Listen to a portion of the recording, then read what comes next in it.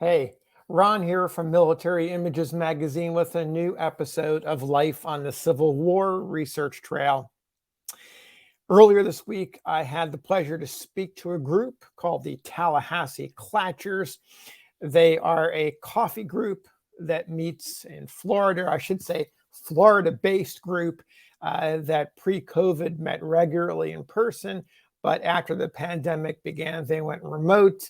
They used Zoom to communicate, and their group grew a little bit from local folks in Tallahassee to some other folks around the country who got wind of what they were doing. And the idea is simple. They meet for coffee over Zoom. They talk about various topics in history, and they occasionally invite guest speakers to hang out with them. And so the honor was mine earlier this week, and we had a great talk about Civil War portrait photography, how photography impacted the Civil War and American memory. So it was a great time. Big thanks to Ron Block and all the folks who chimed in with great questions.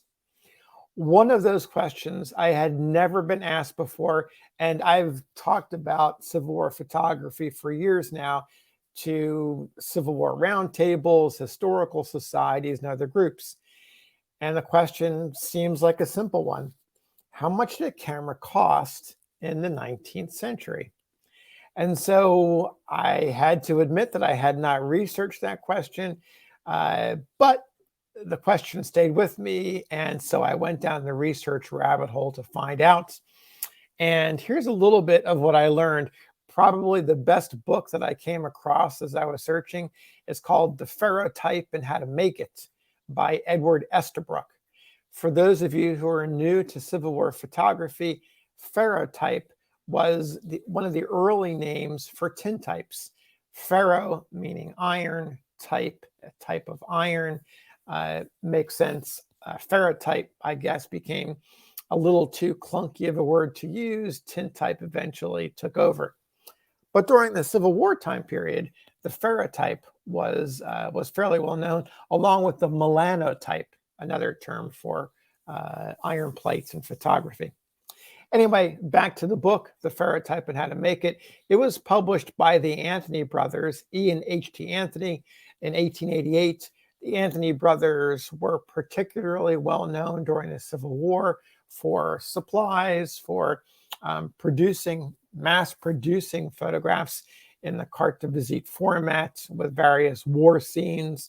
They published catalogs. And this 1888 catalog does a pretty darn good job of telling you the first part is a handbook, and at the very end are some advertisements. And that's where I wound up spending the bulk of my time. So based on the ads, it looks like if you were wanting to purchase a basic camera with a lens, just I want the camera and I want the lens that goes with it, just give me the very basic kit. That's going to cost you about $24 to $50. Translate that today's dollars, you're looking at $760 to $1,600. So that might be a fairly reasonable price if you think about how much it will cost for a laptop or a phone. You're looking at the $760 to $1,600 price range. That's for the camera. Now, if you wanted to get a camera kit that included the chemicals, the camera stand, and other supplies that you would actually need to develop to actually produce prints, well, now you're looking at a little bit more money. The best price that I could find would be $118 to get you set up. And that doesn't include purchasing more chemicals and everything that you would need to keep the business going. But the basic get me in the door price, $118. Today, that's $3,700. That's a little bit more pricey. Now, the question of supplies that's the natural next question, is the supplies. Let's say that you wanted to go about and do some traveling and take photographs with your new fancy camera. If you wanted to get really a top of the line mildew resistant traveling photographer's tent that had an opening along the top to let light in, well, that's going to cost you $60. Today, $1,900. Then the question becomes, well, let's say I'm going to have a studio in my town. Now you're talking about renting a place of business. You're probably going to have to refurbish that place so that you have a skylight. You are talking about hiring employees.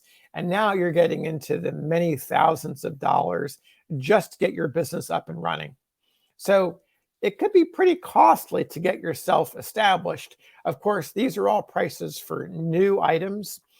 If you look around various newspaper advertisements in the 1860s up until the 1890s, you will find uncounted numbers of equipment, used equipment for sale at a range of prices.